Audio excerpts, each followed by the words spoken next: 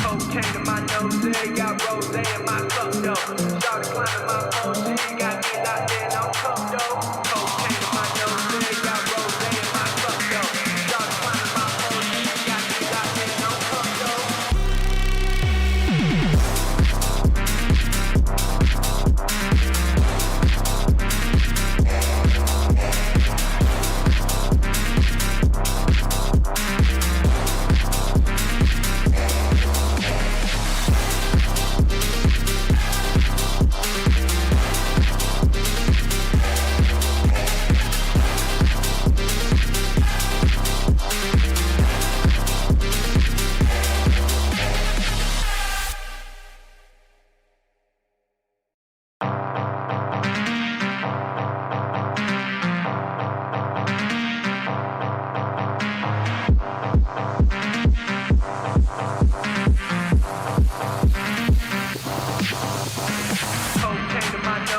Got rose in my cup though. Started climbing my pole, she got me locked in on cup though. Cocaine in my nose, got rose in my cup though. Started climbing my pole, she got me locked in on cup though.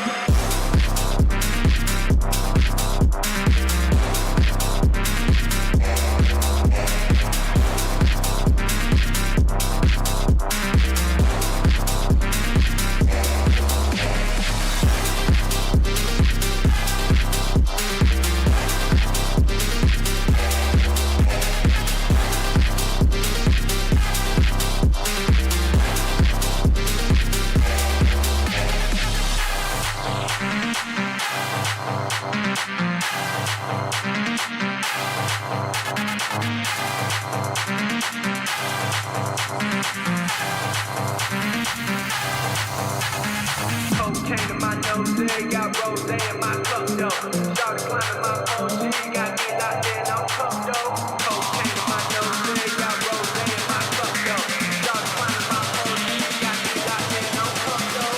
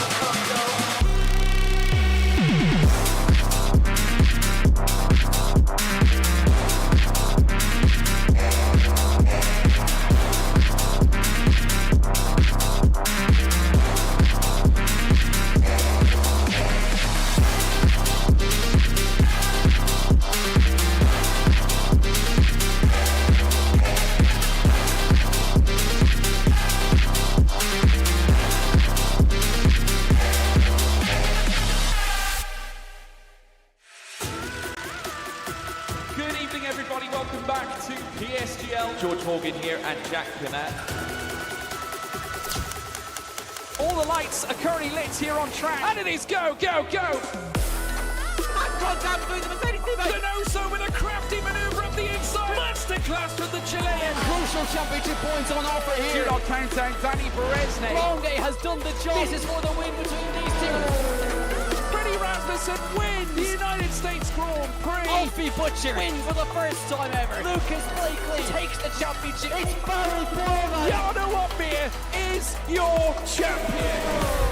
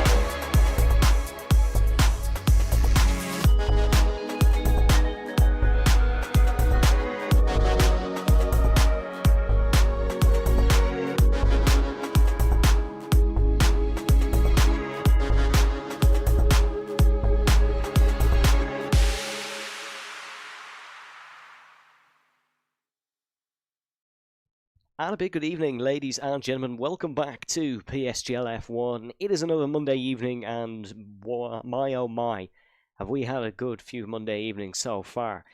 What a season it's been here in season 37 of PSGL F1, and we are back for more at one of motorsport's most famous facilities, Spa-Francorchamps in the Ardennes Forest.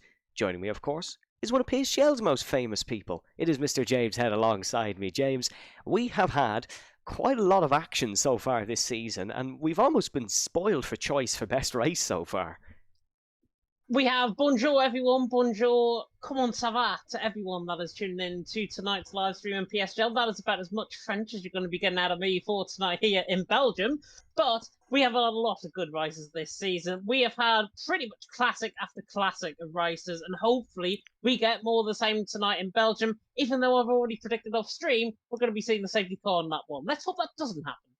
Yeah, let's hope that's not the case, because, or certainly isn't the case that we see any of our championship contenders being knocked out of contention very early on, because as you can see, it is almost as close as you can get up the top of the order. 1 point separating Cameron Dowds and Luca Ripasa, and with Cameron taking the spoils in Mexico, James, I suppose that the momentum kind of is in his direction. Yeah, I'd agree with that, to be honest, because look at his recent results. He's picked up a fourth, a second, and a first in his last three races. Compare that to Luca Rapata in second, who's a point behind him on 80 points. He's got second, sixth, and second, so the momentum is definitely getting carried. But remember what Cameron said earlier on in an interview a couple of weeks ago. He's going to be missing Monza. That's next week. So this is a real big race for Cameron Dowds to try and get a performance in, to try and get another win on the board, maybe put out a gap on Luca Rapata. In third and fourth, though, Rens Thomason and Danny Van Ruiten tied on points. Rens only in third because of the amount of wins that he has had. He's had 2 wins compared to Danny on 1. Then you've got the rest of the top 10 with Ryan, Tom, Matteo, Radadel, Ryan, and Brando, the top 10. So it is really close, but for me, the title fight is beginning to concern the front four. Cameron Dowds, though, needs a big race if he's missing Monza next week. Yep, needs a big result. And in terms of the constructor standings, we don't have a graphic, but it is McLaren who have a 30-point lead, very healthy, and they are looking like the favourites in that, ahead of Aston Martin in second place. Third in the championship, or certainly tied for third in the championship, Danny Van Ruiten picked up a penalty in the Mexican Grand Prix in race, but he did get that removed. We had a couple of stewards' reports from last week that we can run you through quickly, folks. While we are waiting, Ryder Dahl had a warning and hence a 3-second time penalty removed. Denny Van Routen had a warning and a 3-second time penalty removed.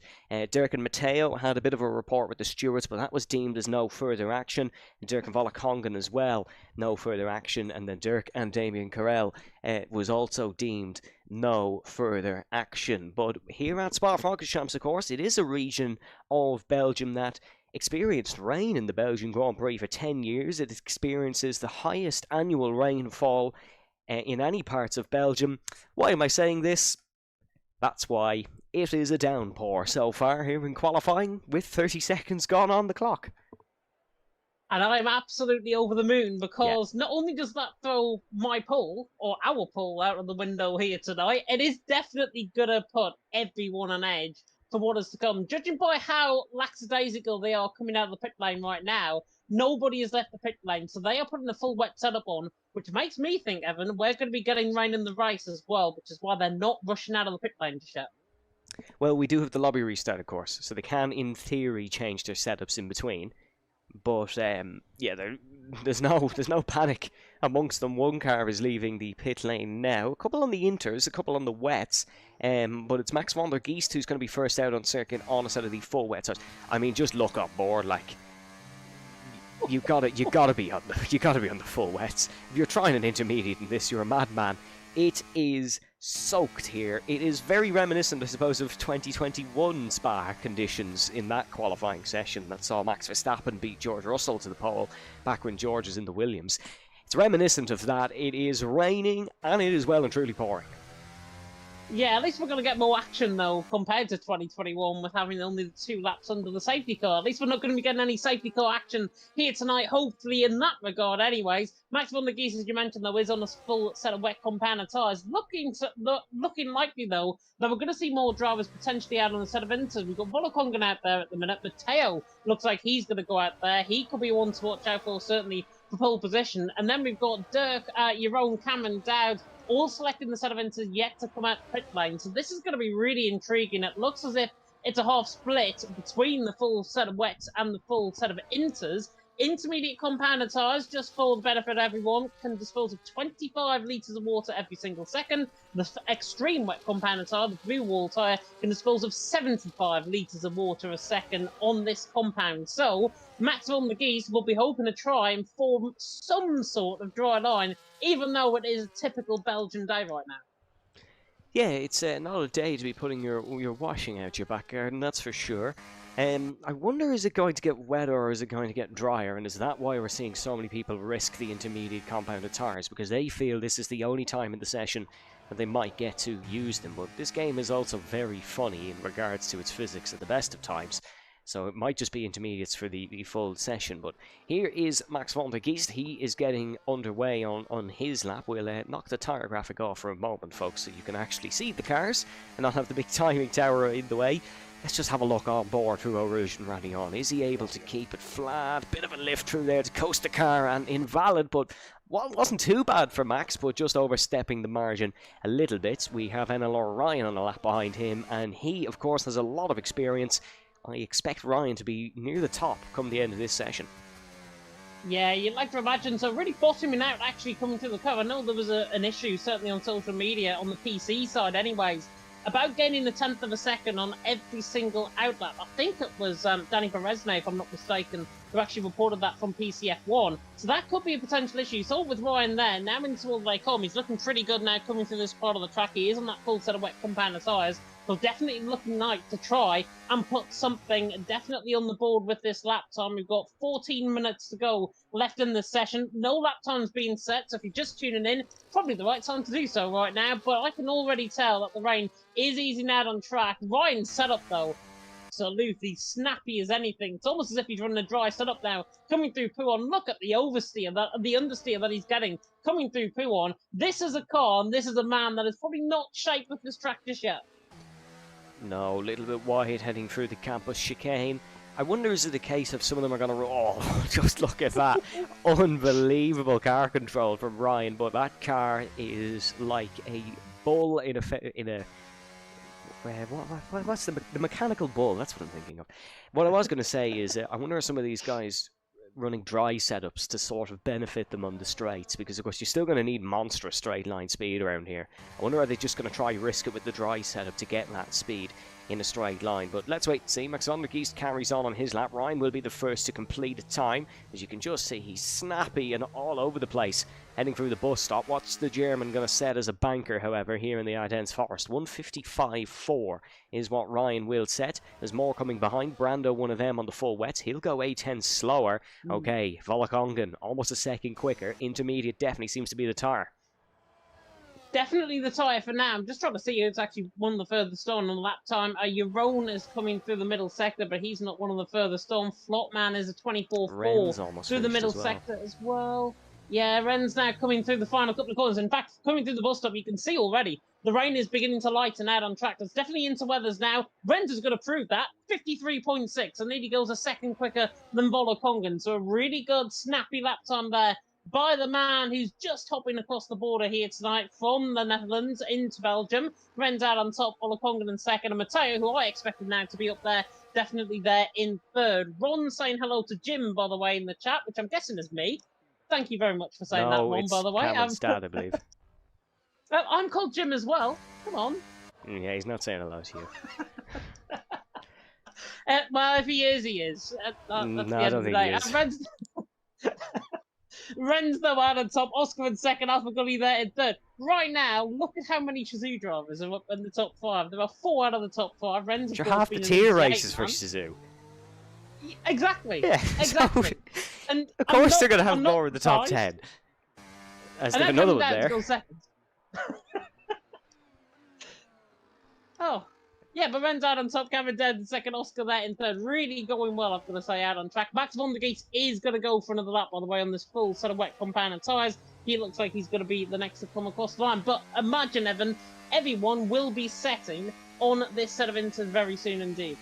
Yeah, you got to get onto the inters, because top 7 all on the intermediate compounded tyres, and even we didn't see some great laps necessarily from those on the inters, but they're just way quicker. That's just what the track is allowing. And of course, one interesting feature about this Belgian Grand Prix circuit, or certainly in real life, is one part can be a completely different condition to another. You don't really get that in a Codemasters game, but the 7 kilometers of it does provide interesting weather conditions. Dirk on the intermediates, he's improving upon his time, and you can just see visibly there seems to be more grip as Dirk is trying to disprove that point by invalidating through Puhan, but they just seem to be able to corner a little bit quicker on the intermediates as opposed to the full wets. So it was definitely worth a try on the full wets, because now those who did run it in the first run will have a lot more grip on the second, because the car will feel a lot nicer and a lot better. Tom Roberts getting ready to go on a time now. He's not set a lap just yet, one of the later ones to go, as well as Ray Ann.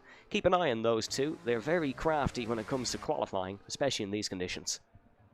Yeah, definitely. So Tom Amaki on Bulworth now running down past the GT3 pit straight there on the right-hand side, now up in towards the Rouge. And that's right on, actually, at the top of the hill. Nearly loses it, coming through a Rouge there. Tom now coming through the Camel corner, down the Camel straight. Ren's out on top, Cameron Dowd second, Oscar in third. Majority drivers now beginning to pitting, going on that set of intermediate compound tyre. Tom in the middle, in the first sector, 33.2, but he takes a very deep line, coming through in towards La Source, now towards the top end of the hill, pretty much the highest point of the track he's coming through now, down in towards Bruxelles. Tom is not happy at all, I think, with this setup. He is really fighting the car aggressively. He is looking pretty good now coming through the middle sector, through the lower speed corners, now fourth gear taking through Pouhon, but now down in towards Pouhon, but he is right on the edge, and this is literally minute fractions between him losing the car and ending up in the wall, or him completing his lap.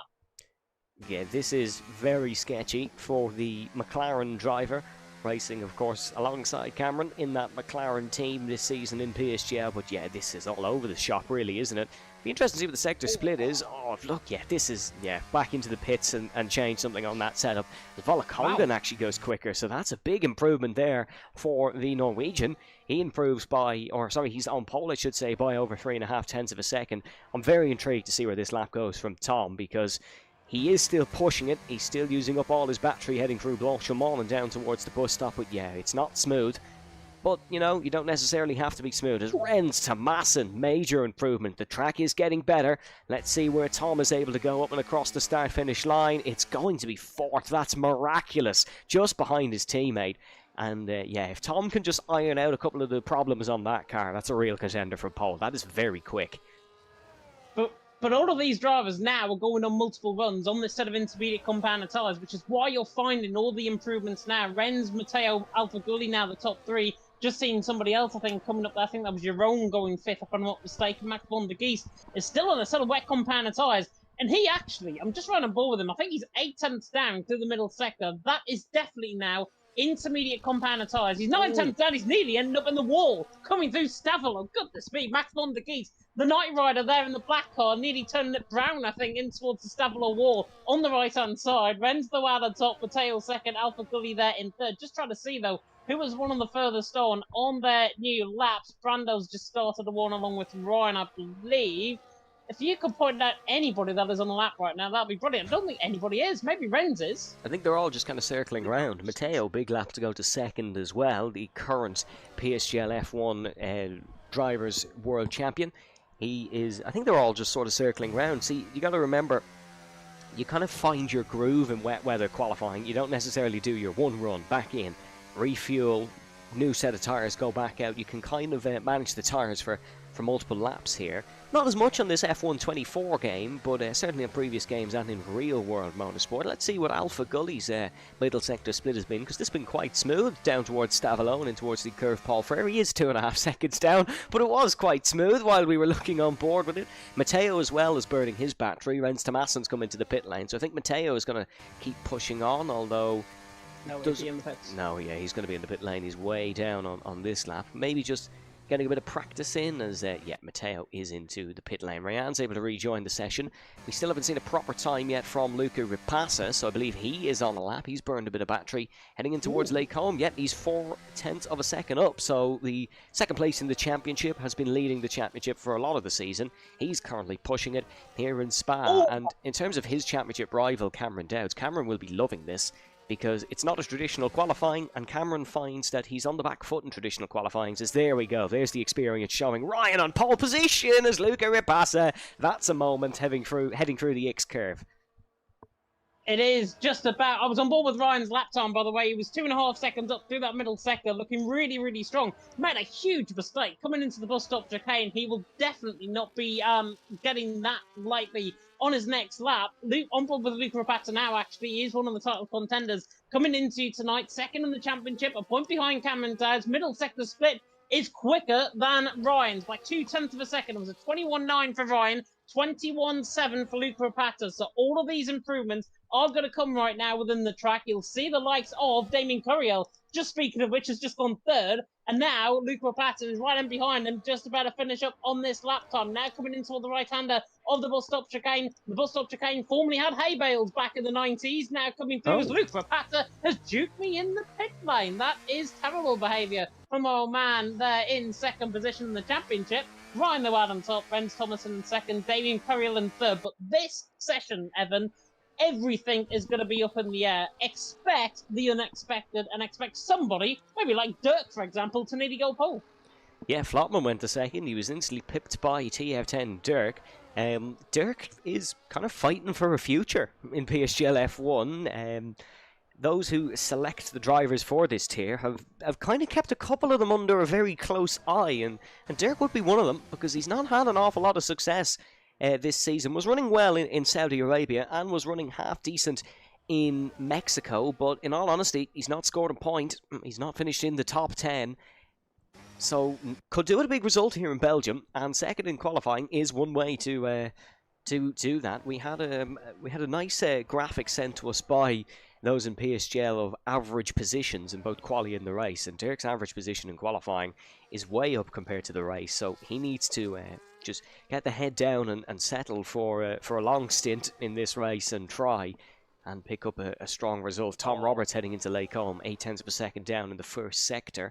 We're still yet to see a lot of competitive times, actually. Max von der Geest is on his first Inters run. Here, let's see what his first sector split is. I think this could be quite interesting, as there goes Cameron Dowds across the line, the Flying Scotsman.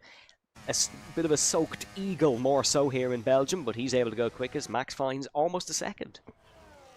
Soaked ego. He's not going to take lightly to that comment. Goodness me. Cameron It's Dowd's out on raining. top. It is raining. Well, it rains in Scotland all the time, pretty much. So I'm actually not surprised. It rains for me and you as well. We're used to it. It does. Unfortunately, that's the privilege of being up north, quite literally. Cameron Dowd's the lad on top, Ryan in second, Dirk there in third. Mick be asking who's leading the standings. Cameron Dowd's currently leading the standings by 1 point coming into tonight over Luca Rapata in second on 80 points. And currently, Cameron Dowd is putting exactly what he wants to do into this qualifying session. He is on pole position right now, but anything can change in the blinking of an eye. I'm on board now with Oscar, who was actually on a lap time, running down the hill in towards Brussels, saving a little bit of his battery, actually, in there in 14th. He'll be one of the next to come across the line on a set of intermediate compound tires, fresh inters as well. So you would expect that he is going to be right up there with the likes of Ryan, the likes of Dirk, the likes of Plotman, is where we are expecting them to go. But Cameron Dowd's now leading the way. Ryan in second, Dirk in third. Oscar, though, was matching Cameron Dowd to this middle sector, So pretty was much Max. the 1,000. This is looking really good, and there as well, Max von der Geest is looking pretty quick as well. He's into the final corner, on the run to the line. Is he going to go quicker than Cameron Dowd? Yes, he does, by a tenth of a second. So now Max von der Geest out on top, Cameron Dowd in second, Ryan there in third. Oscar, though, matching Max von der Geest in the middle sector. Yep, I'd say that lap for Max probably felt heavenly because that was his first run on the intermediate tyres. The only problem is the track is constantly getting quicker, so those who leave it last will get the best of the track conditions and the best of the dry line. Flotman's out. That's a crash in towards the Jackie X curve, or formerly known as No Name, of course, so he's out of qualifying. There'll be a maximum starting position of 5th for him. Here comes Oscar to the line, second. Van der Geest and Oscar on the front row. Max started as a reserve driver this season, of course, now racing for Ferrari. Oscar is one of the reserves, so the reserves are shining in the rain, and very interesting qualifying this with a minute to go. It is indeed, and now Seagully in his beautiful natural habitat is coming in right now. Alpha Gully about to go quicker. Seagully, Kakal, no he doesn't, he goes second. I was about to say he calls to the top, but he doesn't. Max von der Geest out on top, Alpha Gully there in second, Oscar there in third. He definitely did save me, to be honest, there. Dirk 2.5 tenths up, but he is down in the middle sector because he's invalidated on that lap time. Damien Courier also out of the session. He's retired, I think, in the pit lane. Just trying to see, actually, who is one of the furthest on right now on a lap time. We've got Renz on a lap, about to go. Matteo on a lap, about to go. Bolakongan, I think, is going to be one of the next to come across the line, along with the likes of Danny Van Ruyten, who's just starting up a lap. Yeah, so I think Bolakonga might be one of the next to come across the line. He's 3 tenths up through the first sector. Middle sector split now incoming for the Norwegian. Does he match the middle sectors? Oh, he does. Yes, he is. He's 3 tenths up on Max von der Geest in the middle sector. This track is constantly improving. Yep, the track is getting quicker. We're getting a lot of improvements. I think Volakongan actually slightly quicker than Oscar in the middle sector. I didn't quite catch Max's middle sector, so we can't quite compare, but certainly he is tracking well into the 51s. The checkered flag is out. These will be the final laps of the session for everybody. There's a lot of them in the first and second sectors. We will keep an eye on them. But here's first to bite the bullet is Volakongan up and across the line. He's going to shoot to the top and is on provisional pole position with a 51.2. That's the time for them all to beat. Alpha Gully not improving on his time. He's had his day. Oscar strangles his car into the pit lane almost. Dirk has pulled over to the right-hand side. He is done. It seems like he was only providing a bit of a slipstream as Renz Tomasin sliding in the middle sector. Keep an eye on Matteo as well. Was very quick in the earlier parts of qualifying. Luca Ripasa, let's see what he's doing down towards Stavalo. Second in the championship, needs to be up there towards 5th with Cameron Dowd. Slides it down towards the curve. Paul Frere, oh, that's a monster middle sector. Ripasa is tracking unbelievable.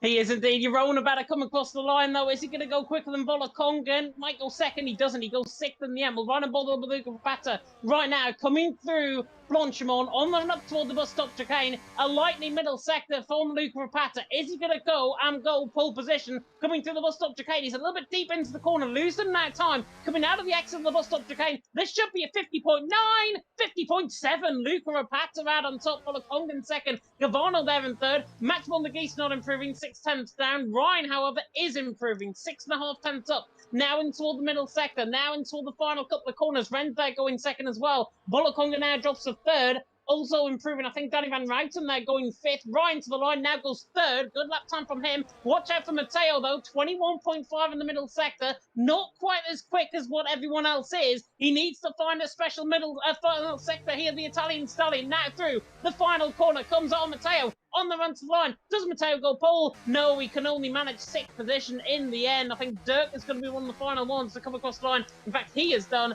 Everyone else is done. Luke Rapata out on top. Renz Thomason in 2nd. Ryan there in 3rd. And look at where Cameron Dowds is, down in 13th.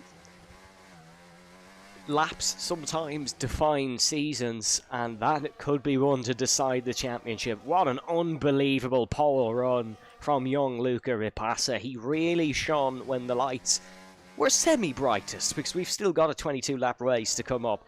Renz Thomason once again shows his class in 2nd. NLR Ryan, look, I said the experience sort of comes to froth here in wet conditions, and they always say Ryan is the great equaliser. The German is able to go to 3rd. He'll start alongside Valakongen as well, one of the old PSF2 champions. And Damien Carrell, what a great qualifying from him. Best of the season, dare I say. He's able to go in 5th. Then it is Matteo in 6th, ahead of Giovanni, Danny Van Ruiten. Then it is Brando, Max von der Geest, Alpha Gully, Oscar, Cameron, Jerome, Hazara, George Ansel down in 16th, Dirk Flotman, Tom Roberts, and then Rayan unfortunately wasn't able to get a lap in, but he will still have strong pace for the race, we imagine. Folks, we'll have a quick quali debrief in a couple of moments, but not until you get a fabulous word from our sponsors.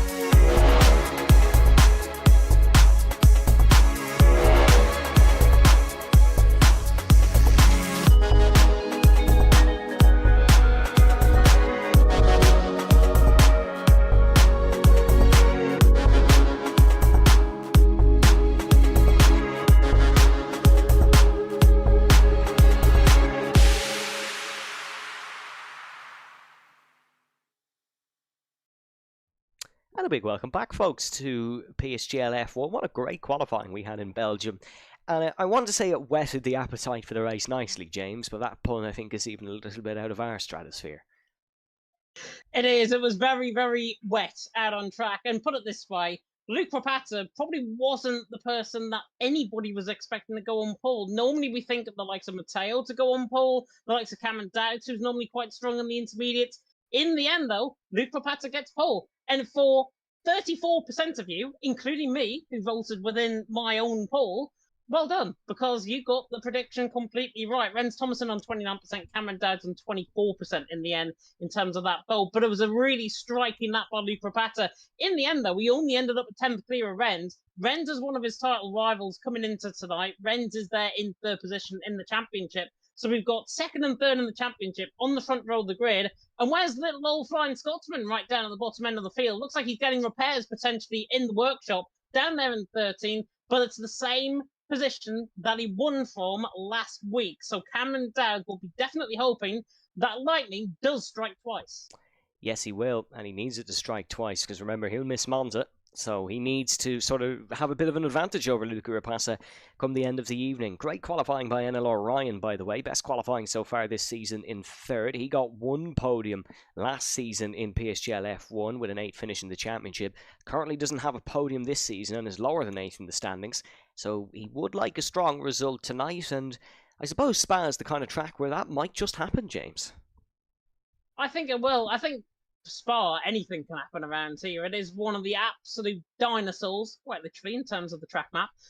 But it is one of the dinosaurs, I think, that can produce an absolute instant classic. We've seen so many races around here in PSGL history and indeed in real life as well. The last time we came here, of course, was last season, season 36. Who took the win that day? Renz Thomason took the win that day from Cameron Dowd in second. Renz starts second tonight. Cameron Dowd already mentioned, down in 13th. And Gilles, the old guard, as I like to call him here in PSGL, there finishing down in third the last time we came here. But it's had an illustrious roll of honour. The likes of Wilson Hughes, the likes of Matthias Van Erven, the likes of Mirko Soriano, upcoming star, Ismail Fassi, upcoming star on F1 Esports, all have won on PlayStation around here.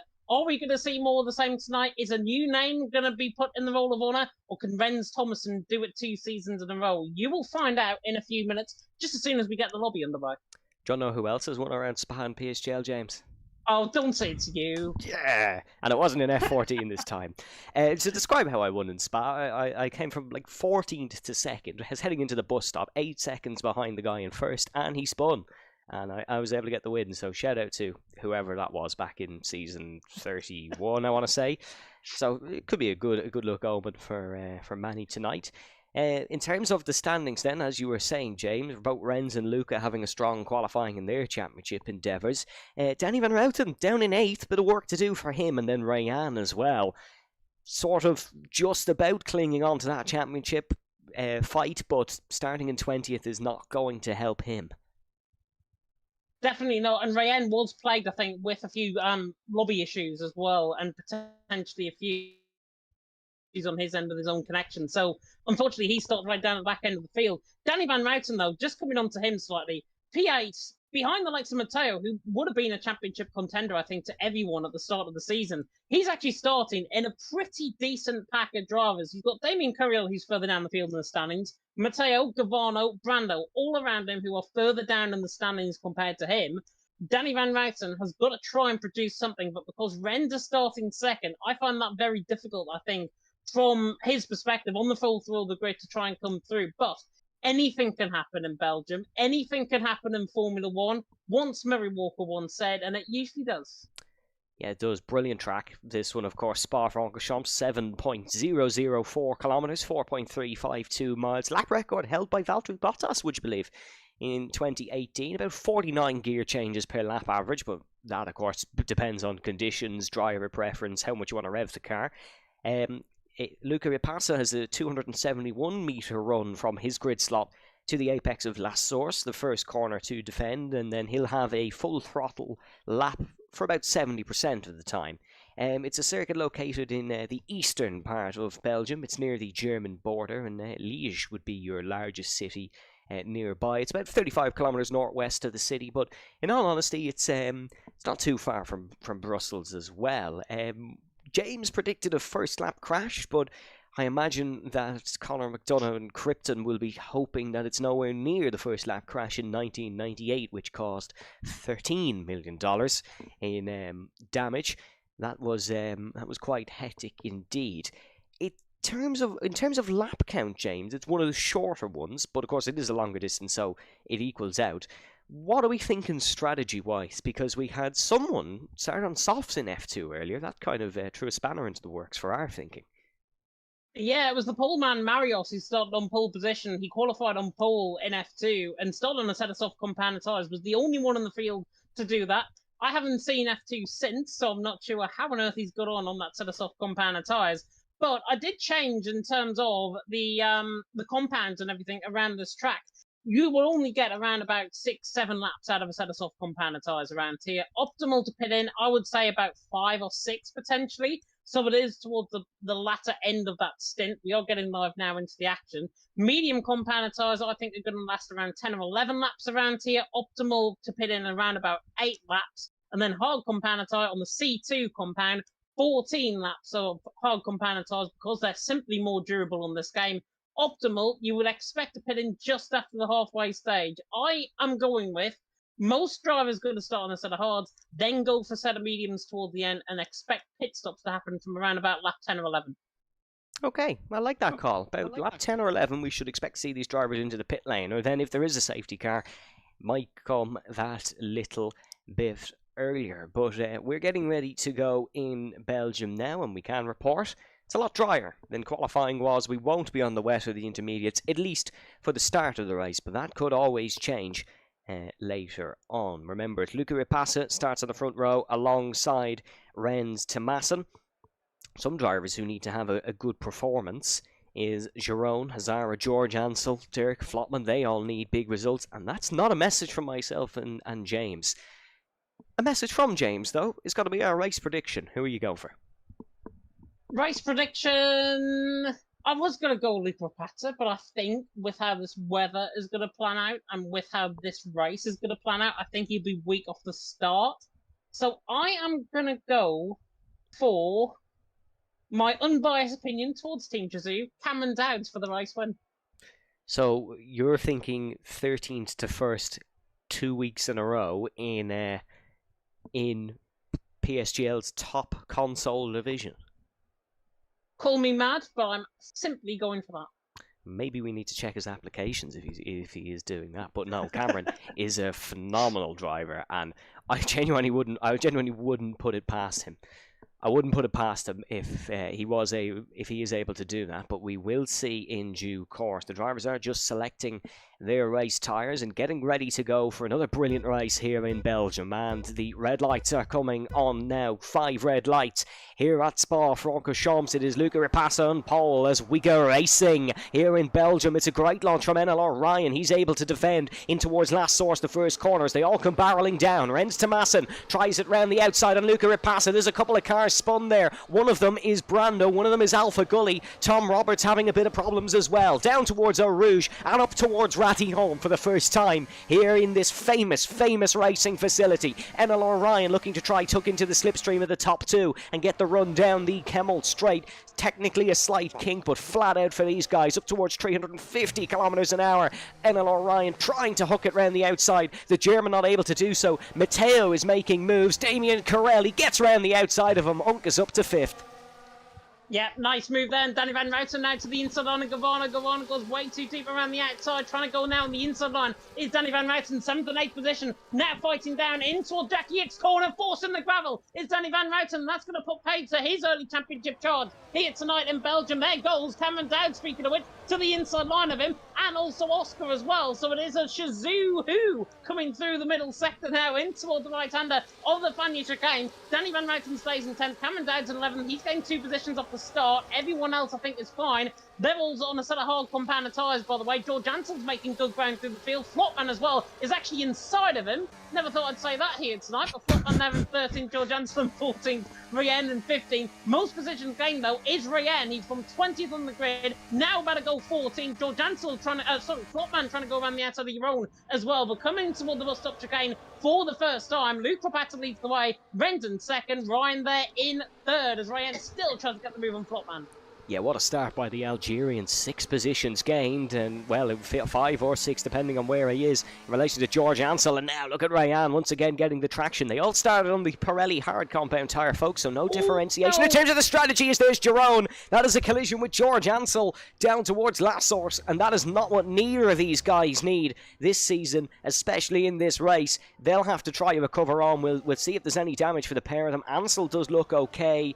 They both look okay visually, but that isn't always the telltale. As look at this down the straight. Look at this down the straight. Renz Tomasson takes the race lead, but crucially, Giovanni Volakongan all battling. Danny Van Routen backs out of that one. Wants nothing to do with the sort, and Volakongan does as well. Now side by side with Cameron Dowd. Opportunistic as ever is the Scotsman, and he's looking to do what he did in Mexico and just pick off these drivers where he can, when he can, very early on. Tomasson leads. Volakongan's definitely got some form of damage, I think, on that car. Damien Curiel certainly has, because he's missing a left side end plate off running down in toward Lake Holm. Contact was made down the straight, which is very, very harsh, I've got to be honest, from these drivers. They've got to behave themselves out on track, and Damien Curiel has felt the full force, I think, of going into the back of Volakongan. Volakongan then let them through, maybe with an aggressive move towards the grass, I think it was. But Damien there in 7th has got right side end plate damage on the car. You can see how he's snapping, coming through now Stavolo. Danny Van Routen, compared to him, is so much flatter, so much meaner, so much sleeker coming through the corner.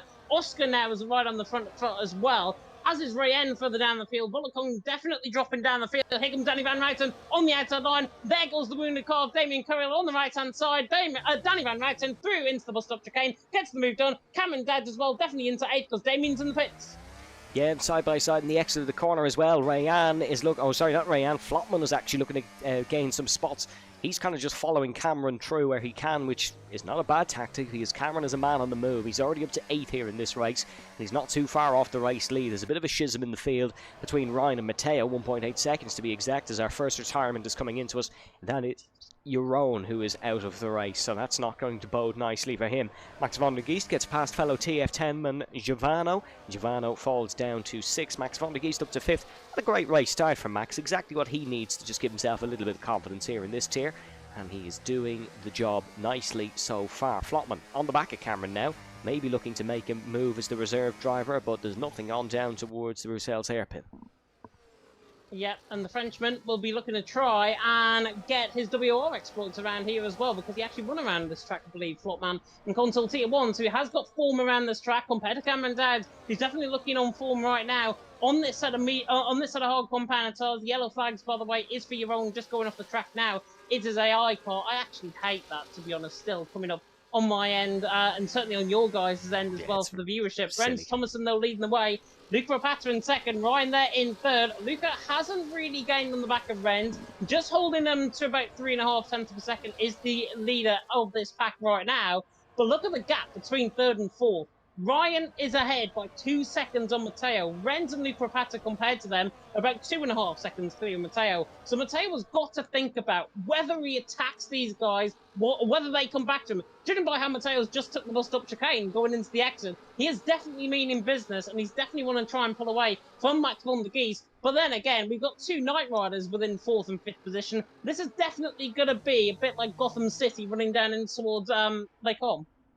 Yeah, Zara and Tom Roberts side by side as well. This is the Brit and the Norwegian on the side by side on the exit of Le Source. Tom Roberts is going to get that one with significant comfort. He won't have to go side by side just yet, but Hazara is going to try fight back as we see a swap for the race lead as well. Luca Rapasa is able to get past Renz Thomason, but more interestingly further back here comes Giovanno and Max van der Geest. Oh, look at that from Giovanno! Oh, no way he was getting that stop. That was a huge overspeed around the outside. He's now side by side with Danny van Routen in a similar livery. Do not be confused. These two are not teammates. Giovanno teammates with Luca Rapasa, and Danny van Routen is teammates with George Ansel. Danny for the Red Bull team, Giovanna for the Saubers, although both running the Alpine esports livery. Here's Cameron. We don't make much sense of it either. Here is Cameron Dowds diving down the inside on Giovanno. No. Big shoulder out towards the exit of the corner.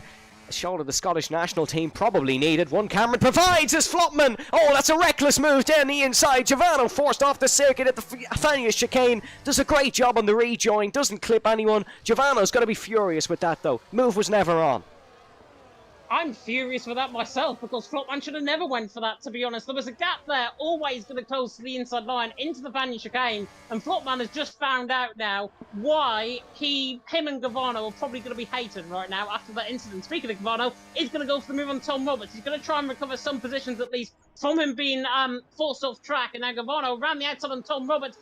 Tom forcing him to the inside line. God, they're bullying Giovanno right now. Tom now into 12th. Hazara there down in 14th. Now looking to try and get the move on Giovanno done as well. Giovanno was giving and taking and losing positions right now out on track. But Luca Rapata leads the way. Renz Thomason in 2nd. Ryan there in 3rd. And now, because of all of that battling, and all because Max van der Geest and Matteo been battling, 2.5 tenths, actually, sorry, 2.5 seconds even, separating the 3rd and 4th position. Here's Matteo on the back of Max van der Geest. Knight Riders in unison down the straight, in towards turn number 4, in towards Lacombe even at turn number 6. Matteo was clear and he's into 4th, but they are forfeiting so much time compared to the front 3 who are easily pulling away. Yeah, and they're actually affecting Denny Van Routen and Cameron Dowds as well, because Cameron certainly will want to be with that front 3, and he's going to struggle to catch them. Yeah, at this rate, 2.7 seconds, might have to pull something out of the bag with a strategy. We know Matteo is usually fairly on the ball with strategy, or certainly ET8 as an organisation are fairly on the ball with strategy.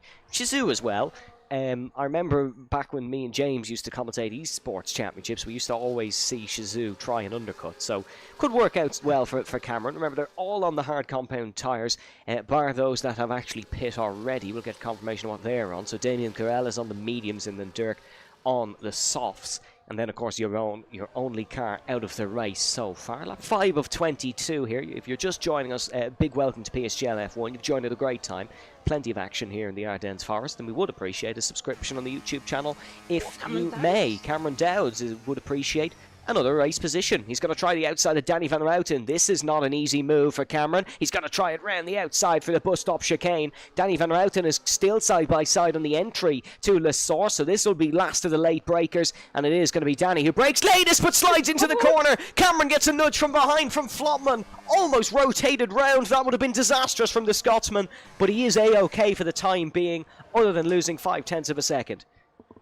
I don't think Flopman actually touched him. I think Cameron Dowds went too deep in towards turn 1, tried to recover the car, and then he ended up hitting the wall on the rear end. Looking on board with my perspective, and now Flopman, as a result, is on the attack of Cameron Dowds. Renz Thomason, Luca Rabata flying out for the race lead. Danny Van Routen to the Interdona. Mateo gets the job done. Flopman absolutely cascades his way, coming out through, late breaking in towards Lake He's all over the shop, coming out of the corner. Now Rayen is on the attack on the Frenchman as well. Down the inside goes Rayen. The Algerian is through. Surely on this move, Flopman just shuts the door on Oscar, coming out through Bruxelles. Goodness me, Flopman will be getting tossed out the country if he continues on like this. Renz leading the way, Luke Rapata in second, Ryan there in third. The gap between the front three and Max von der Gies is 3 seconds. We see the losing of the car from, I think, Alpha Gully further down the field.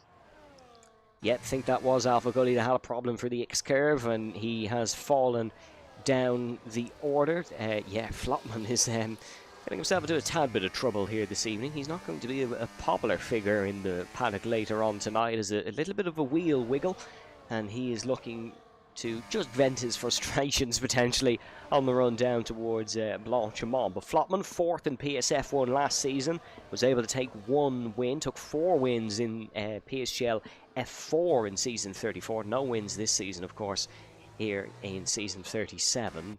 He's a long way away from it as well here in Belgium, but would like to take 1 before the end of the season, if, of course, he remains in the F1 tier until the end of the season, which he would like to do so.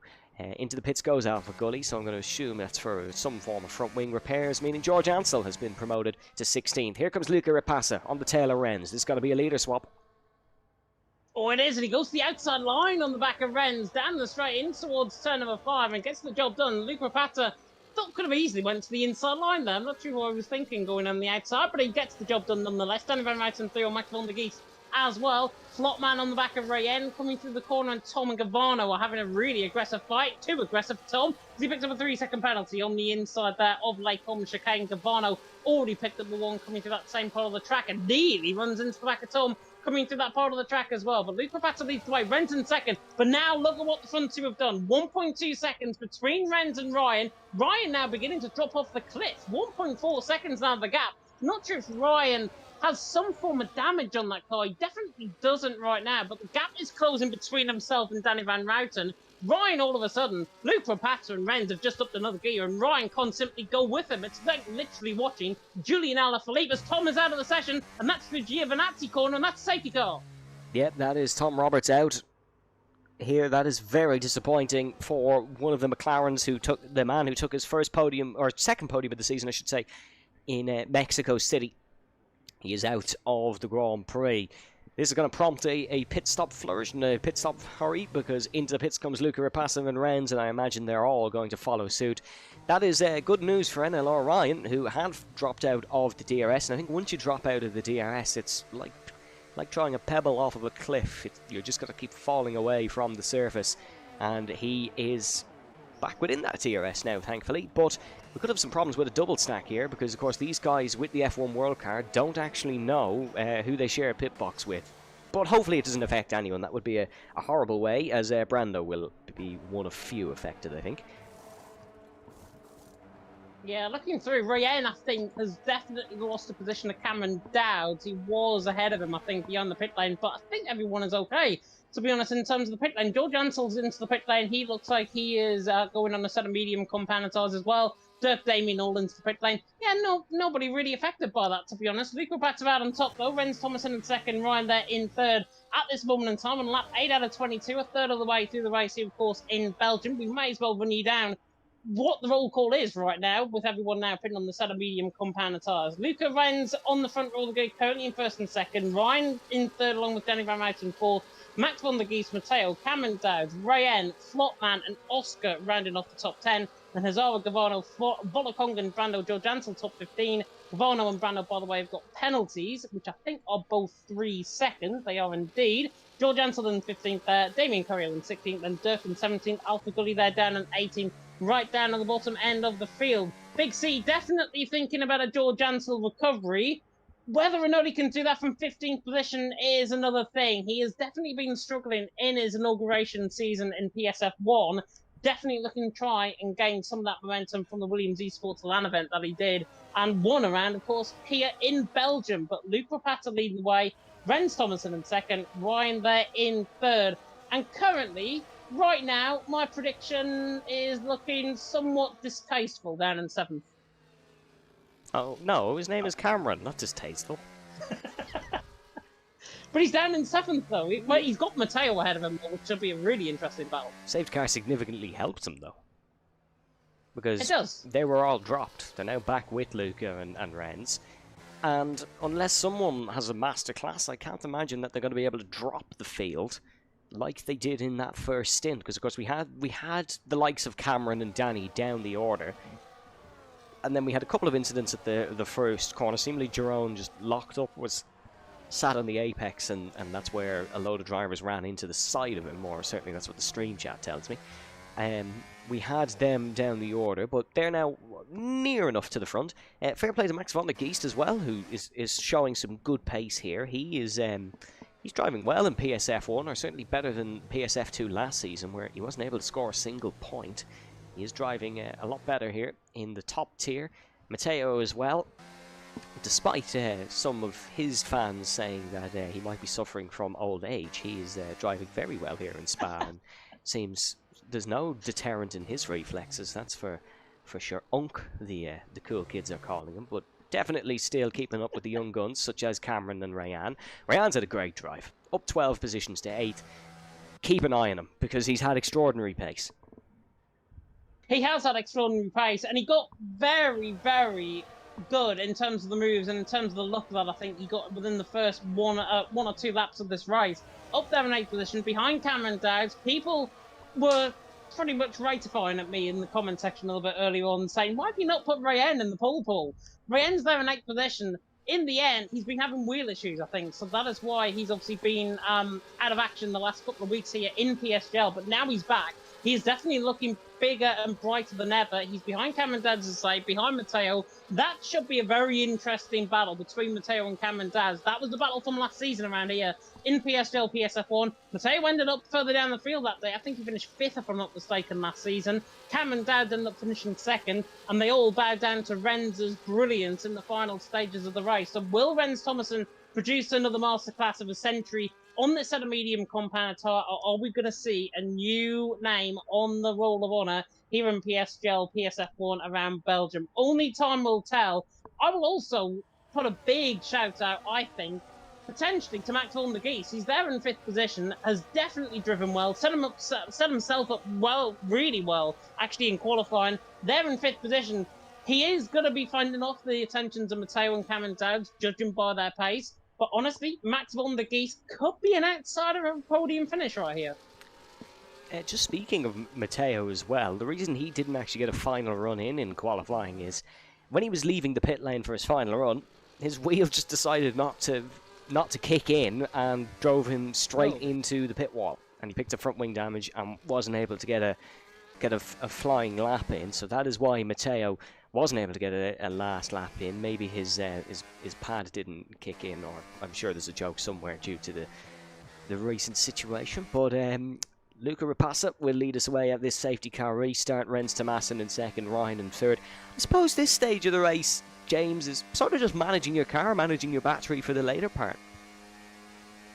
So, but I think they're going to be pretty aggressive off the line, and we would imagine the likes of Luke Rapata, Rennes, to really try and forfeit, and now he's already gone. Luke Rapata in toward Blanchimont, in toward the bus-up chicane once again, has now gone, and he said go on the rest of the field. Can Luke Rapata try and gain on the back of back of Rennes even, coming across the line to start onto lap 10 we go. Luke Rapata leads the way, Rennes in second, Ryan there in third. Nobody really side by side coming out the corner. Cameron Dowds on the back of Matteo looking quite close, but not going to go for the move. Linus Stern as we come down the hill in towards Rouge and Radion once again. Luke Rapata, though, leading the way, and he's already trying to pull away. He's got 48% of battery. Rennes Thomason, 70% of battery. So Luke Rapata easily wants to put Rennes' nail in the coffin. Kongan has had an issue further down the field. I think he's got maybe clipped by somebody running down in towards Rouge and Radion. That is disappointing for the man down now in 19th. Yes, as a weirdly calm safety car restart, it seems, for the tier that's had all the chaos from start to finish. It's been a quite calm and peaceful safety car restart here in Spa, and Danny Van Luiten is looking to change that. He's looking to attack NLR Ryan down towards Pouhon. As you can see, a bit of gravel heading out of that corner. All on the mediums bar one. Dirk is on the hard compounded tyre.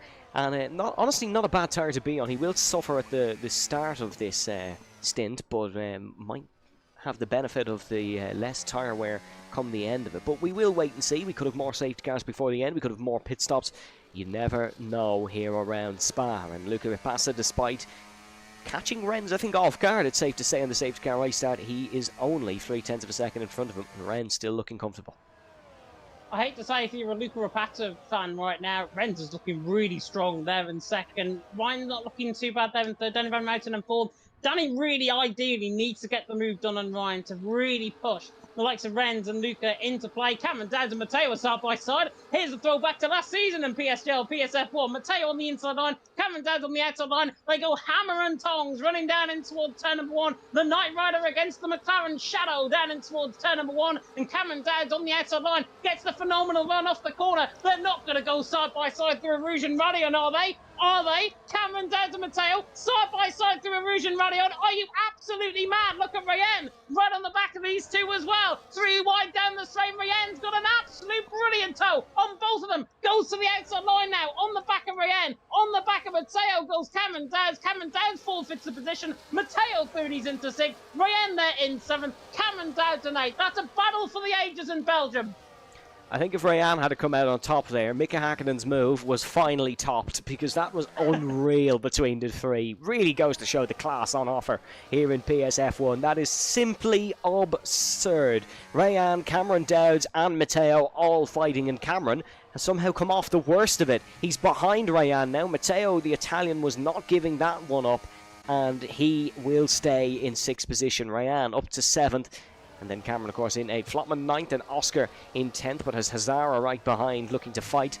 The two with penalties is currently Giovanno and Brando, but we saw a lot of penalties removed after Mexico, so that does not rule them out just yet. Swap for the lead as well while we had that battle. Rennes Thomason is now in the lead of this one as we are just over the halfway point.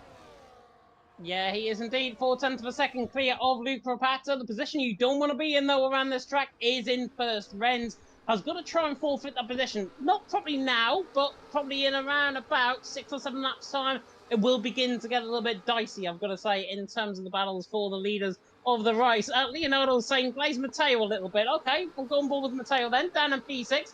Right on the back of Max van der Geest. Ryan and 7 Don't listen to Leonardo. We're not going to glaze them like turkey at Thanksgiving, don't worry whatsoever. Matteo, they'll run it on the back of Max van der Geest. He's about 5 tenths off, and actually, he's not looking to try and get the move. In fact, I don't think anybody's going to go for the move down the straight here. In toward they come. Cameron Dowds on the back of Ryan is looking close. He's dragging closer. Doesn't go for the move, does Cameron Dowds. Right on behind on these two, but Matteo there in 6th, Ryan in 7th, Cameron Dowds in 8th. Everyone remain as they are. I think a move further down the field. Damien is now ahead of Brando, and I think Kongan's just got ahead of Alpha Gully. So, Matteo, unfortunately, not being glazed this time around, but there's still 10 laps to go. Yeah, no swap really in positions as Rens Thomassen still leads the Belgian Grand Prix here in Spa. If you're just joining us, a big welcome, and make sure to pop a subscription on the PSGL YouTube channel. We greatly appreciate all your support here in these F1 streams this season, and of course on the rest of our PSGL action coming up throughout the week. Still plenty of races to go in the PC and console tiers, so make sure you're checking out all of them. But in our race here, little bit of space between them all, but I imagine that'll be eliminated down the Camel Straight. Giovanni looking decent there in 12th. One man who's not sort of got the start to the stint that we hoped is Dirk. He's down to 18th spot on that hard compound tyre and sort of falling by the wayside a little bit. Giovanni looking very racy behind Hazara, but not able to go for the move just yet, as there is side-by-side between Flopman and Cameron Dowds, and Cameron's position being put into jeopardy here by Flopman down towards the apex of the first corner. Oh, and just as we were saying, Giovanni was looking racy. There's a yellow flag for him on the exit of the corner. That's a commentator's curse if I've ever seen one. Oscar Hazara side-by-side. So Hazara fended off Giovanni, but he's just been overtaken by Oscar on the exit of Les Sources. Luca Rapassa as well looking for the race lead here, not burning the battery, but I fear he's going to have to take the race lead anyways. Look at the straight line speed down the Camel Straight. Second in the championship, first in the Grand Prix.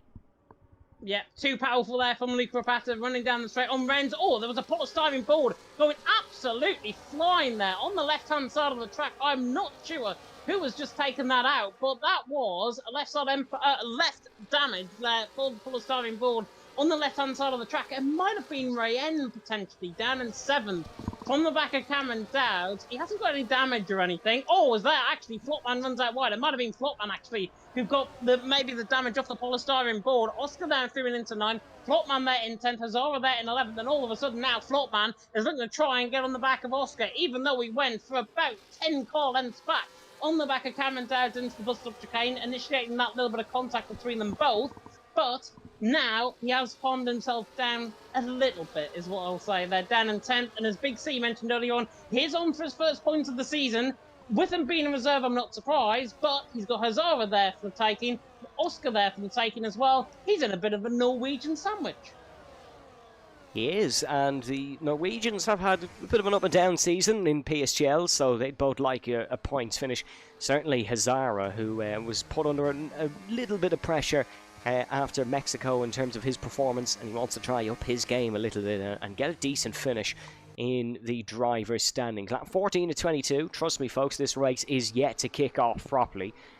Once we get to about lap 17, we'll see all the tactical manoeuvres for position start to kick in. Once we get to lap 21 and 22, we'll see the actual manoeuvres for position start to kick in. And Cameron Dowds is right on the tail of Rayan here at the Camel Straight. And is he going to even have to dip into the grass a little bit to get past him into the Camel Kink and down towards Lake Combe? He is well in front. The McLaren stretches his legs, and he really is the Flying Scotsman on this occasion. Down towards the chicane, he's 4/10 in front. And Rayan just cuts the inside, picks up a penalty. He does. 3-second penalty for Gavano as well, just coming on board there down in 12th position as well. So that's now 6 seconds, I believe, for him. In fact, I'll run through the penalties quickly. 3 seconds for Rayen, 3 for Brando, 6 seconds for Gavano. That's pretty much everything in terms of the penalty situation. Look at the front three, though. Once again, Ryan just dropping off the pace. The gap now, 0.6 of a second between... 0.6 of a second between the top three. Ryan just looking in trouble now, potentially. Oh, nearly losing the car. Coming down through the Fania chicane. If that car hasn't turned brown, certainly his pants will. Ryan absolutely sideways coming through the Fania chicane. Max von der Gies is right on the back of him. Could have been trails of brown, I think, coming onto the black car in behind him. But Max von der Gies now looking for the attack. No way around the outside of Bonchimon. Max von der Gies, Are you mad, bro? No, he's not. Brilliant move by Max von der Gies. Here comes Matteo in the battle as well. Ryan looking weak on those sort of medium compounder tyres. And now Max von der Gies has done him like a kipper.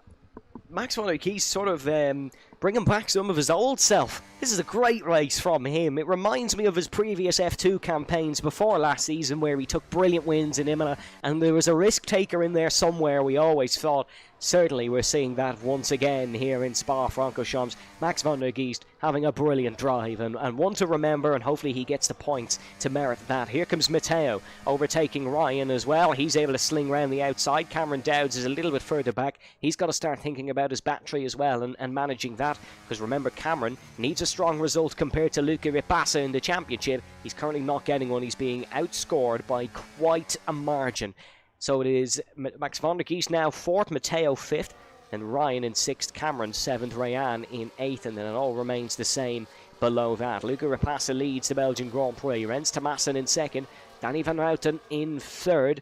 Keep an eye on him because he is well within the top 2 pace-wise now.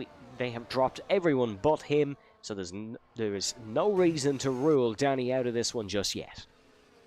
Yeah, and I believe as it stands right now, just doing a little bit of quick maths, I think Luca Ripassa is getting a 12-point gain on the back of Cameron Dowd here.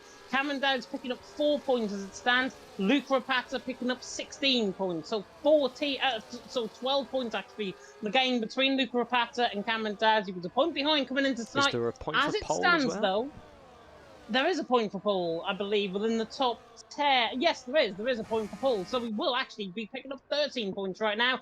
And he's got the fastest lap, so 14 points. Rubbing more salt into the winds of Cameron Dowd. He's now looking on the back of the German Ryan, coming out through the final corner. The Brit and the Germans and the Belgians, are they going to be fighting down in towards turn number 1? But Cameron Dowd's now looking for the move on the back of Ryan, sideways in towards turn 1. Ryan sees him coming. Cameron Dowd gets through on the Scotsman, through and he's into 6th.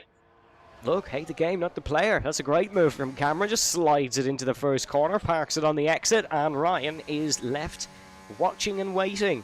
That's a great move from Cameron. He's up to 6th as Matteo is going to try and get past Max van der Gies as well. He's up to 4th. There's a swap of the race lead. Rens Thomassen is able to get past Luca Ripassa. That is probably a tactical manoeuvre by Rens more than anything, because he'll want Luca to repass him soon, and then he'll be able to pounce come later race. So it is Rens, Luca, Danny. Then it is Matteo, Max and Cameron Dowd. George Ansel picks up a 3-second time penalty. He's down in 12th. Disappointing for him because a couple of mistakes in front would have brought him into the points paying positions after an early incident.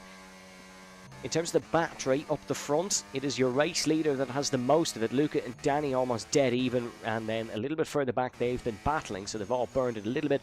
But the ERS saving ace that is Cameron Dowd has done a great job, and he's almost on a full tank already. Yeah, definitely. So, question there in the chat: who's the guy in a set of hard compound tyres? Dirk is further down the field. He's the only one on a set of hard compound tyres right now. Down in 17th. Don't expect him to feature, I think, at the end of this race. Runk, by the way, for now calling them within the commentary box. He is in 4th, and he's now closed up massively on the back of the front three. Matteo now beginning to close in. Has used all of his battery, which I may add, I'll throw that caveat in there right now. He's on 11% of battery, and in fact, actually.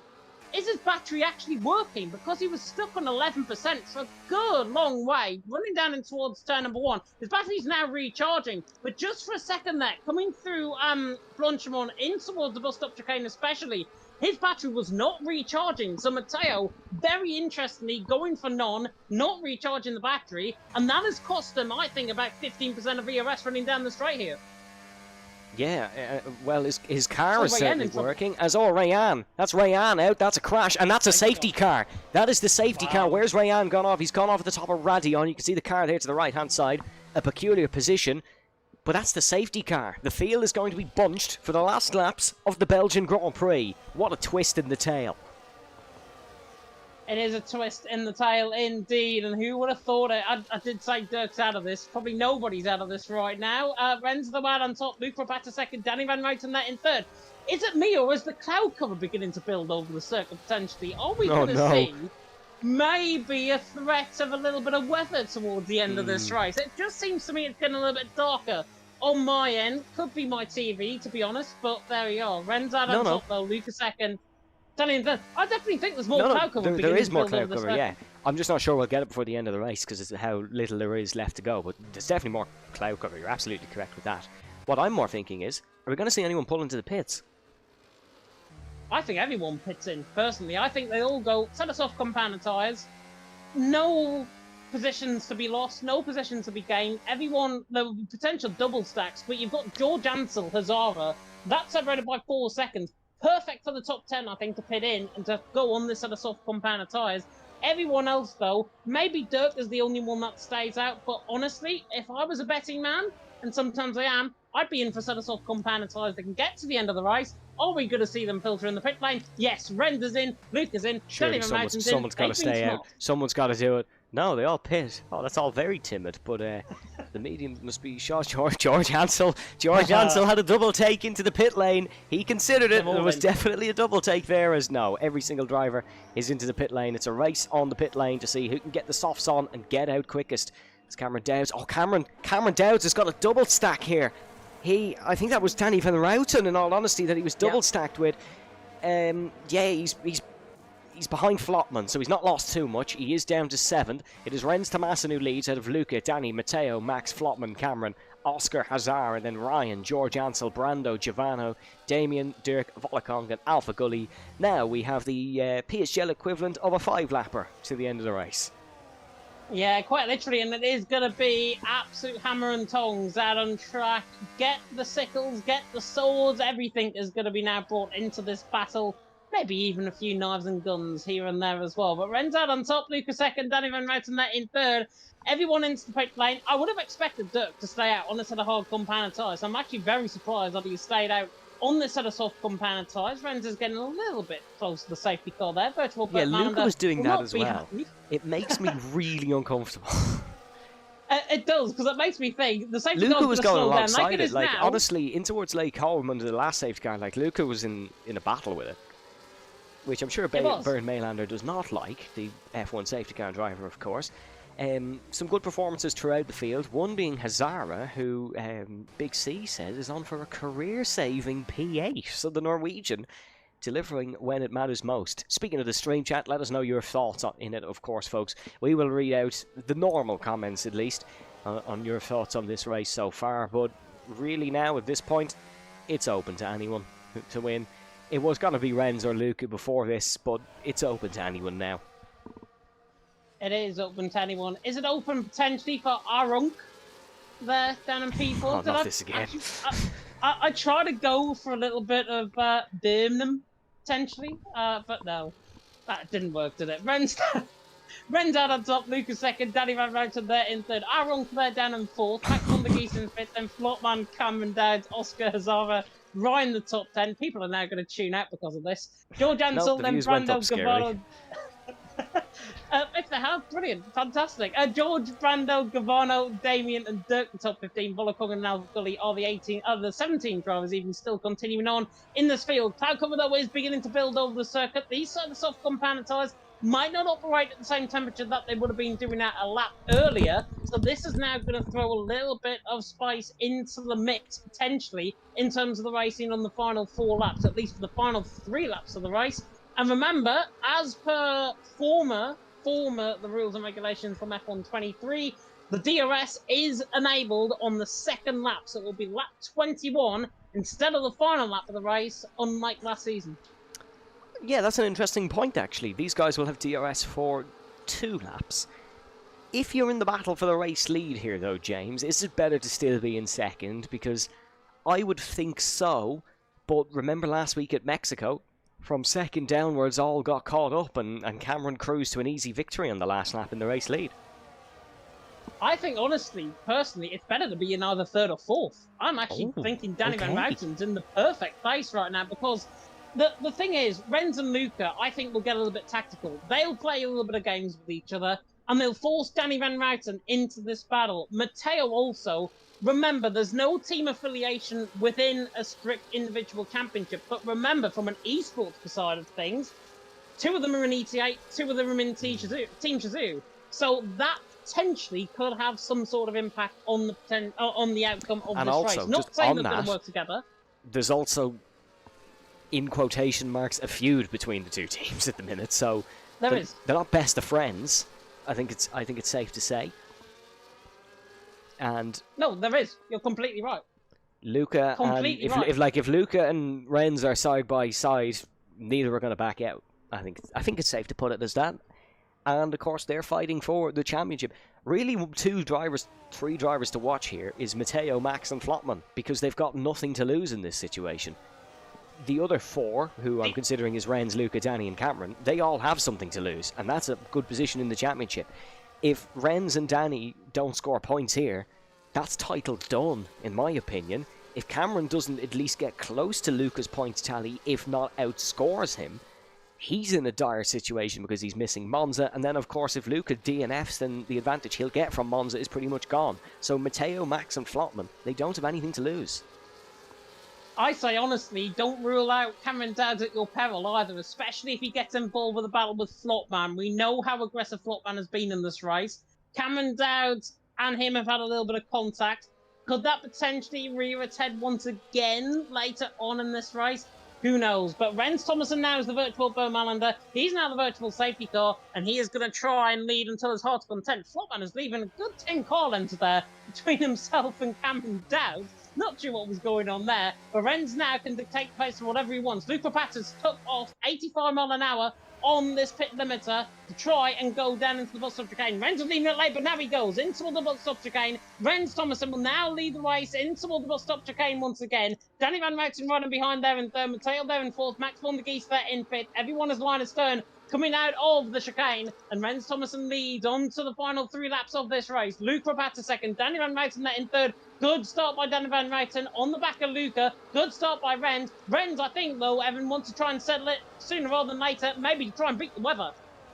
Yeah, Rens likes to go. He doesn't like sitting around and waiting, but unfortunately the nature of this Belgian Grand Prix circuit means Luca Rapata is going to gain in a straight line. They roar past the patrons in the grandstands along the Kemmel Straight, cheering on their men. Luca Rapata looking for this one down towards Lake Combs, doesn't quite get it. They're all line astern. It's a waiting game at this point, almost until lap 21-22. DRS will kick in at the next journey around this 7-kilometer circuit, and of course then we'll have it on the last lap as well. If you make a mistake, you're out of this one. They're all being uber cool for the time being. And Rens is really trying to pull away on the back of Luca. 0.5 of a second. This, though, is Luca's biggest part of this lap. 2/10 gain nearly. Coming through the bus stop chicane, even through Poupon, now into the Vanya chicane. He's definitely looking to try and get on the back of Rens, but Rens is now dragging him along with him, and Danny Van Mouten is the one looking weak out of the top 3 right now. Matteo is on the back of him, but he's not getting really any closer either. This concerns, I think, for me, the front 2 right now. Rens Thomas and Luca Rapata. It's between these 2 for the race win. Who gets third is completely up for debate. Danny Van Mouten under pressure on Matteo. Matteo on the back, down into the bus stop chicane. Is he going to look for the move? No, he's not. He remains in behind, but Rens there leading the way. Luca second. Danny Van Mouten in third. This, for me, Evan, concerns the front 2. Yeah, and the battery is significantly better for the front 2 as well. Danny and Rens have had to burn quite a bit, as has Max. Flottman and Cameron in a lot better of a situation. Cameron in a great spot here, and the cloud cover is emerging over this Belgian Grand Prix circuit, and Rens Thomason looking to try and just stretch his legs ahead of fellow Dutchman Luca Rapata. Rens a lot of experience in situations like this. He's been at the top of league racing for quite some time.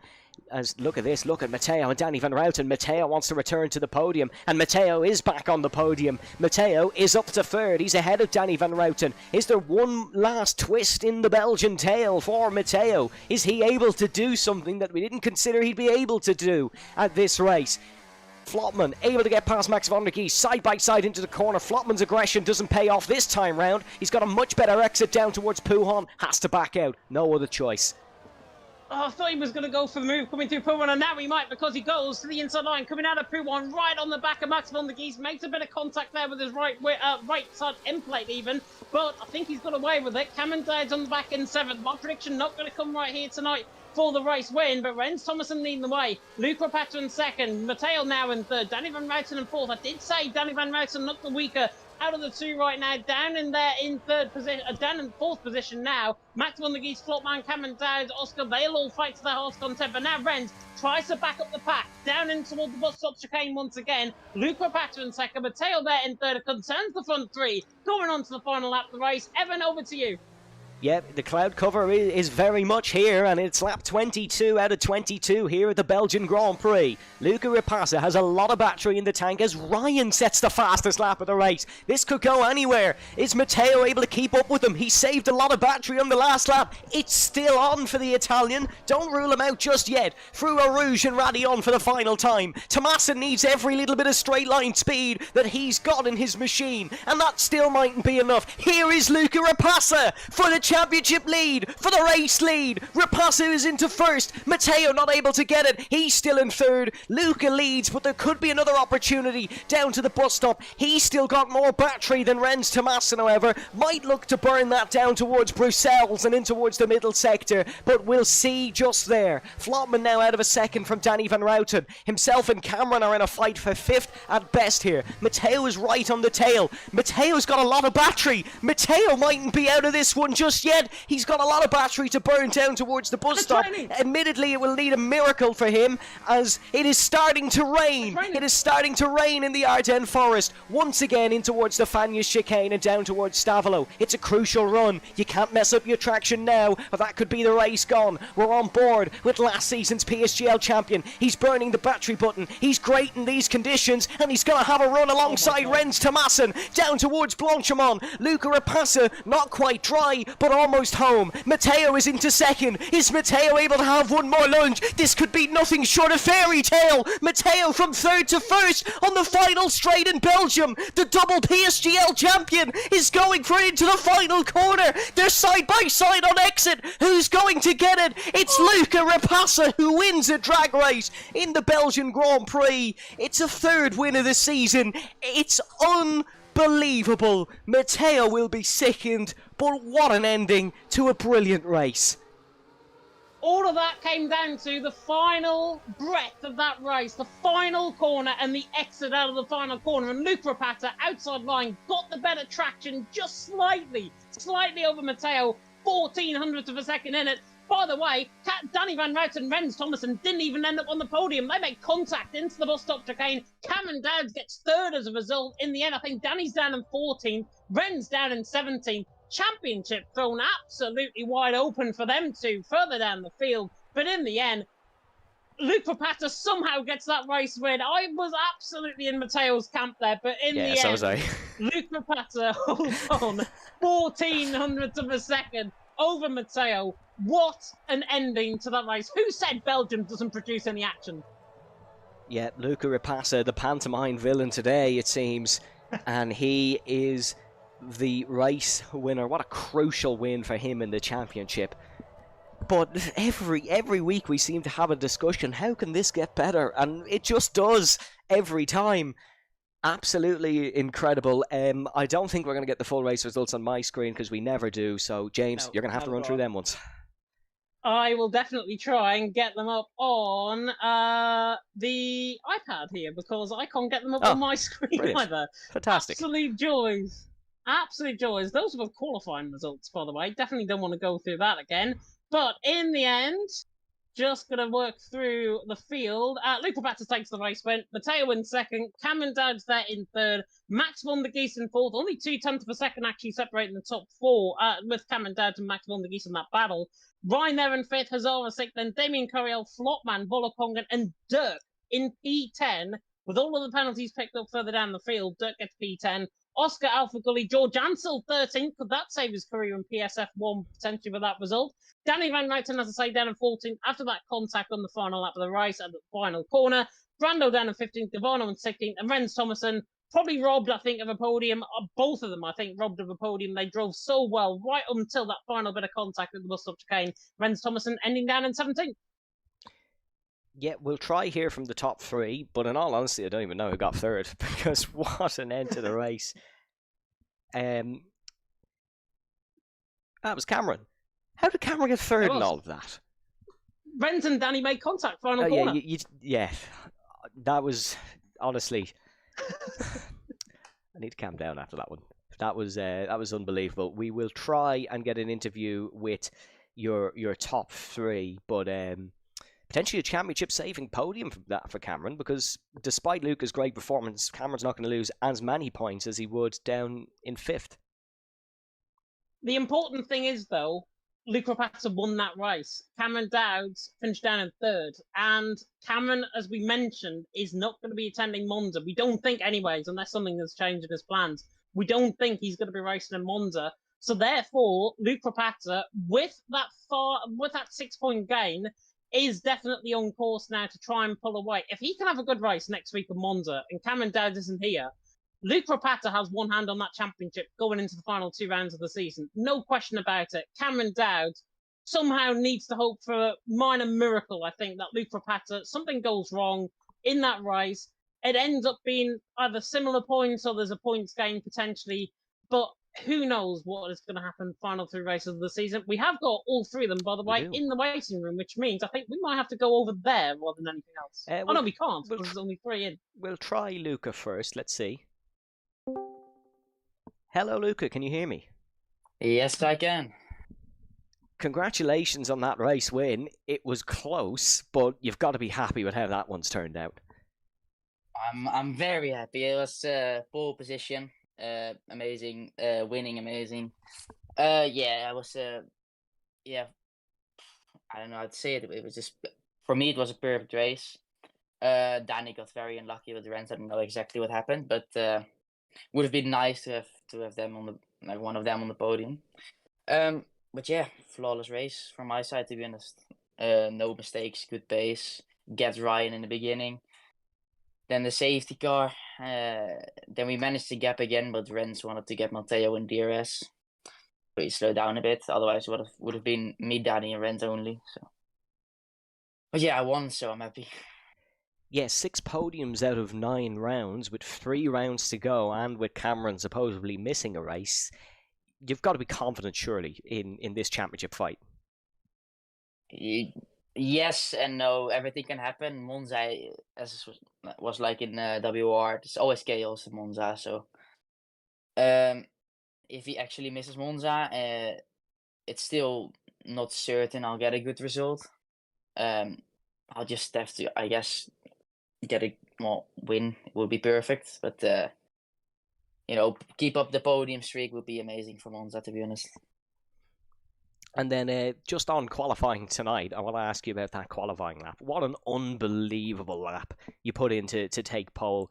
Is wet weather qualifying sort of loved by you as much as it might be loved by the viewers at home? Wet weather qualifying is my thing, to be honest, on this game. I went out on full wets in the beginning, then I realized it wasn't good. Still finished the lap. Then I thought, let's do a lap on inters, but then I got engineer told me to pit because the track was like getting quicker and quicker. And then the last lap I was saving ERS a bit more tactical for the last straight, because on the laps before I was running out before the last chicane, and now I didn't. So very nice. James, any questions from your side? Talk us through what was going through your mind on that final lap of the race, because Matteo just came literally like a shot out of a cannon towards the back end of the race, towards the final 2 corners. Were you expecting him to be there, or were you expecting somebody else?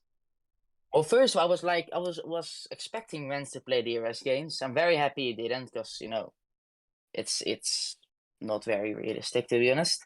But I guess Matteo was just saving ERS for the back straight. I was on the entire middle sector to save myself, but I think he was on full battery going on to the last straight.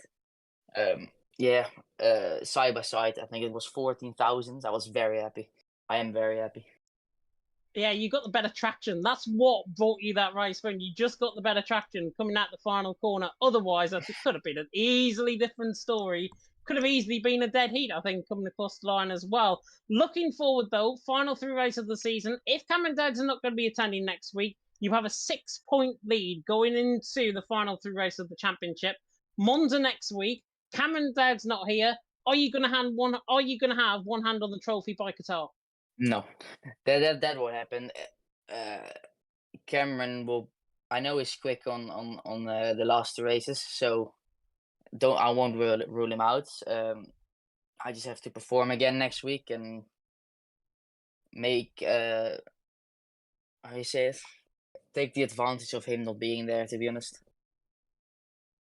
Yeah, I think that's a realistic expectation, I've got to be honest, from our championship leader. Doesn't want to give his hopes up just yet, but you never know what will happen in Formula 1 and what will happen in PSF1. Go and enjoy your 6th podium in 7 races, and go and enjoy Ethan. Thank you very much. I think we might try and interview Cameron first, although he came from third, just because we have to both join the interview or the waiting room for Matteo, and only 3 people are allowed, so that wouldn't work while Cameron's there. So let's bring in the third place man now. Hello, Cameron. Can you hear me? Yeah. Cameron, congratulations. A podium in a very unexpected fashion, I suppose. Are you happy with tonight?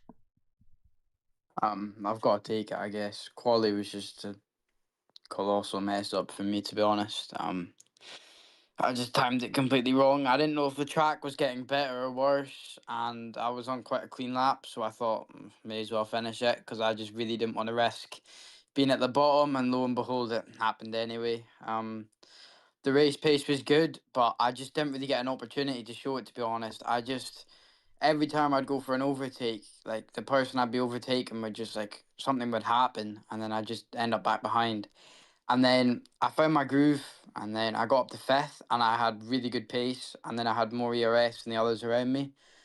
And then a safety car came out, and I knew from the first pit stop that I'd have to double stack, and that put me back to 7th. And then, it's very lucky with the 2, whoever messed up and gave me 3rd, but I feel like if that safety car didn't come out, I honestly had a lot better chance of being higher up than 3rd, to be honest, today. I think I could have been up there because of the battling on the last lap as well, which opens up a lot more opportunities. Yeah, we saw a lot of aggressive racing out there tonight. Did you find it a bit more aggressive than Mexico when you were cutting through the field? Yeah, to be honest, it's just I found it a lot harder to overtake. Just the ERS today, I don't really know what was going on, but when I go for a move, I just run out of battery, and then that would just be it. But yeah, I found it a bit easier in Mexico to overtake. I think that also has a lot to do with pace. My pace was fine today, but I think in Mexico it was a little bit better. But I mean, I guess I'm happy, but yeah, it's not really good losing points to look at, and I'm not here next week, so I could end up 21 points behind or something after that, which is really not ideal, to be honest. I was going to ask you, are you missing next week, but you have answered that question for me. James, anything from you? Yeah, actually, just on that, to be honest, obviously you're going to be missing Monza next week. You're going to have to be hoping, I think, from a little bit of fortune, or misfortune even, from Luca Rapata's perspective. But even if it goes down, as you mentioned, to the final 2 races of the season, he's mentioned in his interview that you're strong in Qatar and Brazil. Are you still able to reach the gap, even if Luca performs well next week?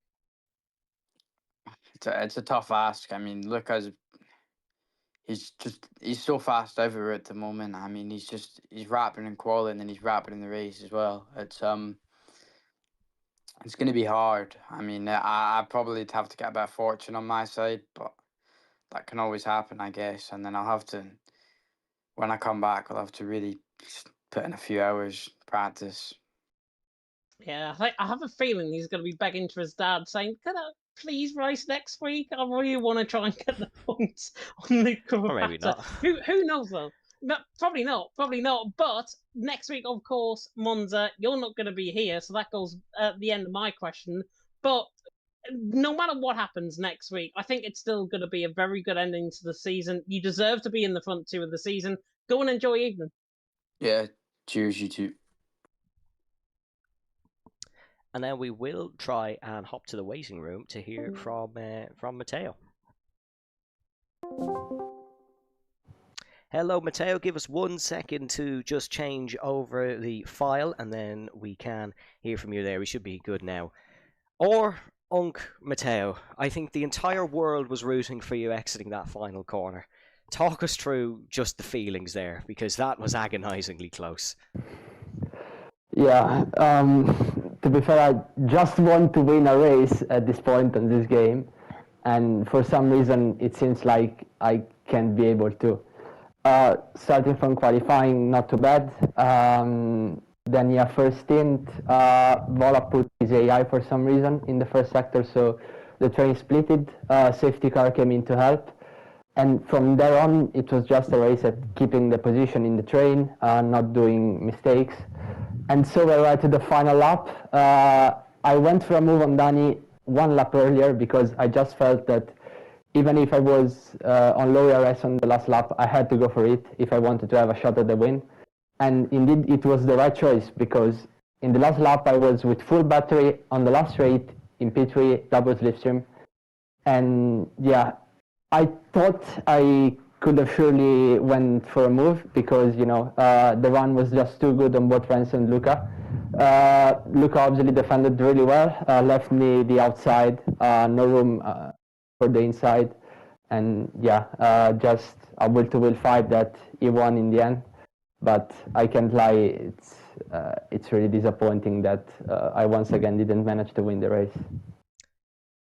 We saw that wheel-to-wheel fight between yourself and Luca, of course, but we saw another wheel-to-wheel fight up Eau Rouge between yourself and Cameron. Talk us through that one, because in all honesty, I don't think a lot of us expected you to both get out of the corner unscathed.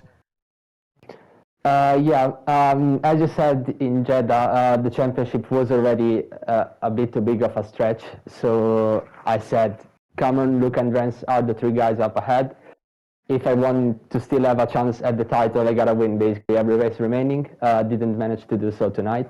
But yeah, throughout the entire race, I just said, I'm not lifting in case of any of the three because I gotta maximize every race. And so yeah, I just kept my foot down. I didn't have anything to lose. He had, so yeah, if he wanted to lift, then he should have. But it seems like we made it to Rouge safely.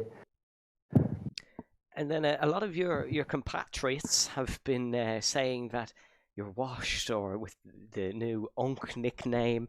A big result from you tonight, a big performance. Has that swept some of the allegations under the carpet a little bit? No, not quite. I kind of like the Unk nickname, but yeah, it's true that I'm washed in qualifying. Tonight the rain saved me, I think.